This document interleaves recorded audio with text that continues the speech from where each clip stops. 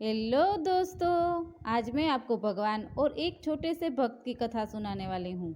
तो मेरा आपसे निवेदन है कि ये कहानी आप आंखें बंद करके हर एक शब्द को महसूस करके सुने, ताकि आपको भी प्रभु के निकट होने का एहसास हो। और प्लीज़ वीडियो पसंद आती है तो लाइक करना बिल्कुल ना भूलें। आपका एक लाइक दूसरे लोगों तक ये वीडियो पहुँचाने में मदद करता है, तो प्लीज़ लाइक कर देना।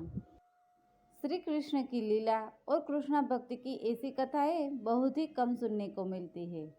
कुछ कथाएं ऐसी होती है जो बचपन में कभी सुनी गई हो, लेकिन मन में ऐसी गहरी बैठ जाती है कि प्राणांत तक भुलाती नहीं। वैसे ही जैसे ईश्वर के प्रति श्रद्धा अंतिम सांस तक बनी रहेगी। कथा को अंत तक जरूर सुनिएगा। अगर आंखें छल छला आए या हृदय प्रेम से गदगद हो जाए तो समझना आपके अंदर बैठे ईश्वर तक बात पहुंची है। श्री कृष्ण की लीला और कृष्ण भक्ति की ऐसी कथाएं बहुत ही कम सुनने को मिलती है। यह कहानी है कृष्णा की, जो एक मासूम बच्चा था। उसे भगवान कृष्ण अपने बड़े भाई जैसे लगते थे। वह बड़े ही भोलेपन से अपने गोपाल भैया को बुलाता था। यह कहानी है उस विश्वास की जो हमें ईश्वर से जोड़ता है। इस विश्वास की डोर इतनी पक्की हो जाती है कि ईश्वर को सभी परंपराओं मान्यताओं को तोड़कर भक्त के लिए भागकर आना ही पड़ता है। लीलाधर को तो हर समय लीला करने में ही आनंद आता है। वह अपने उसी गोपाल यानी कि गोकुल में गाय चराने वाले ग्वालक के भेष में आ जाते थे। कृष्णा को जन्म देते समय उसकी माँ गुजर गई थी। बाद में उसके पिता का भी स्वर्गवास हो गया। बस एक बूढ़ी दादी थी। बेचारे दादी पोता बड़ी ही मुश्किल से जी रहे थे। जब कृष्णा 5 साल का हुआ तो दादी को उसकी पढ़ाई की चिंता हुई। उन्होंने एक गुरुकुल में गुरुजी से प्रार्थना की तो गुरुजी निःशुल्क पढ़ाने के लिए तैयार हो गए। लेकिन विद्यालय जंगल के उस पार था। कृष्णा और उसकी दादी जंगल के इस पार गांव में रहते थे। जंगल काफी घना, हिंसक और जानवरों से भरा हुआ था। कृष्णा गुरुकुल पहुंचेगा कैसे, यही सोचते दादी घर को लौट रही थी। साथ में कृष्णा भी था। दादी उसे रास्ते पर घर से विद्यालय तक का रास्ता दिखाती और समझाती हुई आई। कृष्णा तो गुरुकुल जाने के लिए बहुत ही उत्साहित था, लेकिन बूढ़ी दादी समझती थी कि जंगल पार करना कितना कठिन है। दादी और पोता घर पहुंचे। अगली सुबह कृष्णा को पाठशाला जाना था। दादी का मन भर आया। उसने कृष्णा को कहा, अगर रास्ते में उसे डर लगे तो अपने गोपाल भैया को पुकारना। कृष्णा ने कहा, ये गोपाल कौन है? तो दादी ने कहा कि यह गोपाल तुम्हारे दूर के रिश्ते का बड़ा भाई है। वह उसी जंगल में गायें चराता है। सहायता के लिए बुलाने पर तुरंत आ जाता है। कृष्णा खुश हो गया कि उसका रिश्ते का भाई भी है जो सहायता को आ जाएगा। कृष्णा जंगल में दादी के बताए रास्ते पर बढ़ने लगा, पर आज अकेला था। उसे डर लगने लगा। डर में उसने पुकार लिया, गोपाल भैया तुम कहाँ हो? मेरे सामने आ जाओ, मुझे डर लग रहा है। लेकिन जंगल में उसकी अपनी ही आवाज़ गूंज गई। 5 साल का छोटा बालक कृष्णा डरता सहमता अपने रास्ते पर बढ़ता रहा। आगे जाकर जंगल और घना हो गया। कृष्णा ने फिर पुकारा, गोपाल भैया तुम कहाँ हो? मुझे डर लग रहा है, आ जाओ। दादी ने तो कहा था कि तुम पुकारते ही चले आओगे। नन्हे से बालक कृष्णा की आवाज़ में जो विश्वास था, भगवान उसकी उपेक्षा नहीं कर पाए और तत्काल चले आए। कृष्णा को अपने कानों में मुरली की मधुर धुन सुनाई देने लगी। सहसा कृष्णा ने देखा कि जंगल अभी तक डरावना लग रहा था, अचानक मनोरम हो गया। जंगली जानवरों की आवाज़ें बंद हो गई। उनकी जगह गायों के रंभाने और बछड़ों के किलकने की आवाज़ें आने लगी। बालक कृष्णा ने देखा, दूर से एक 14-15 साल का किशोर बांसुरी बजाते हुए उसकी ओर चला आ रहा था। बालक कृष्णा बिना कुछ कहे समझ गया कि यही उसका भैया गोपाल है। आनंद कंद भगवान अपने गोपाल स्वरूप में लीला के लिए एक बार फिर से उपस्थित थे, क्योंकि ये बालक कृष्णा के विश्वास की पुकार थी, उसकी दादी की कृष्ण भक्ति की परीक्षा थी। बालक कृष्णा दौड़कर गोपाल भैया के गले लग गया और उन्हें देखता ही रह गया। माथे पर मोर मुकुट, पीले रंग की धोती, कंधे पर कमली और हाथों में हरे बांस की मधुर बांसुरी। सभी भुवनों में प्रकाशित वो दिव्य स्वरूप बालक कृष्णा की भोली पुकार पर सन्मुख था। कृष्णा ने अधिकार पूर्वक गोपाल भैया से कहा कि वह उसे जंगल पार करा दे, क्योंकि उसे डर लग रहा है। गोपाल हंसे। उनकी हंसी से पूरा जंगल जैसे किसी अलौकिक रोशनी से जगमगा उठा। वह बोले, छोटे भैया, मैं आ गया हूँ, तुम्हें किसी से डरने की जरूरत नहीं। उन्होंने कृष्णा को जंगल पार कराया। कृष्णा ने कहा, आप मेरे बड़े भैया हैं। छोटे भाई की सहायता के लिए शाम को भी आ जाना, बिना पुकारे। आप मुझसे प्रेम करते हैं तो जरूर आओगे। लीलाधारी ने चिर परिचित मुस्कान बिखेरी। उनके मुस्कुराने से जंगल में मंगल हो गया। फिर वह बोले, कृष्णा, तुम अपने सारे भय त्याग दो। आज से मैं तुम्हारे साथ हूँ, सदैव तुम्हारे साथ हूँ। कृष्णा खुशी खुशी विद्यालय चला गया। दिन भर पढ़ाई की। लौटकर देखा तो जंगल के मुहाने पर गोपाल भैया खड़े थे। उनके साथ बहुत सारी गैयां और बछड़े भी थे। बालक कृष्णा अपनी सारी थकान भूल गया और दौड़कर भगवान के पास पहुंच गया। गोपाल भैया मुरली बजाते हुए उसे जंगल के दूसरे मुहाने तक छोड़ आए।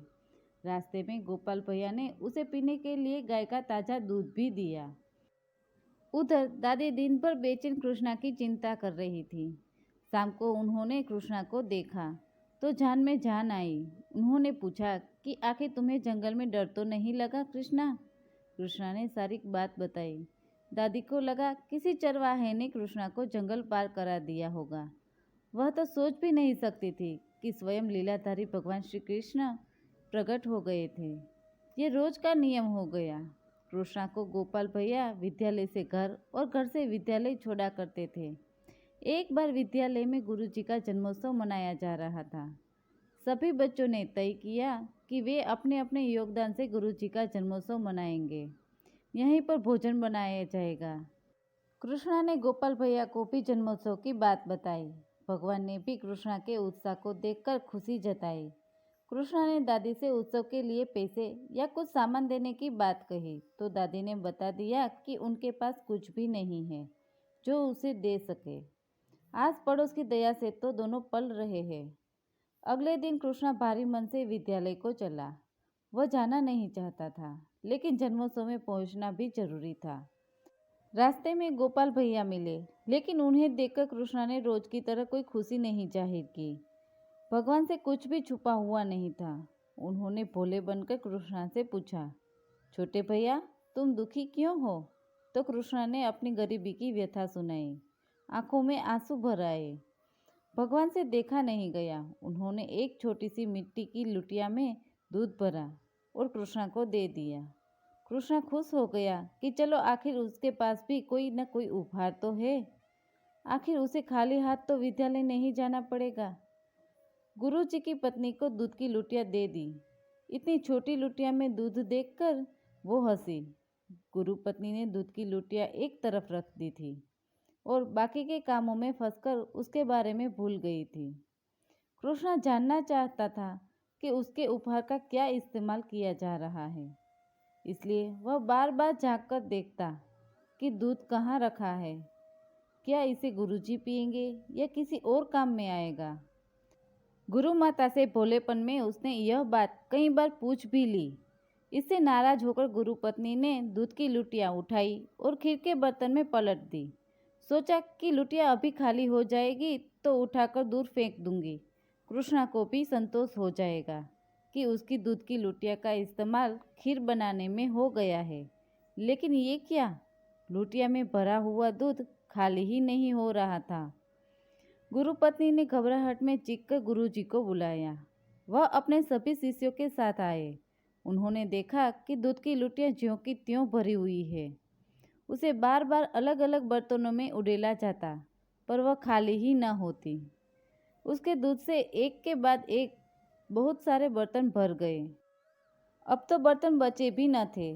जिसने देखा वही हैरान रह गया कि आखिर ये हो क्या रहा है। कहीं कोई माया तो नहीं है? कुछ भय भी हुआ। गुरुजी ने कृष्णा से इसके बारे में पूछा तो उसने गोपाल भैया की सारी कथा विस्तार से कहकर सुना दी। गुरुजी ज्ञानी थे, वह तुरंत समझ गए कि ये लीलाधारी की ही लीला है।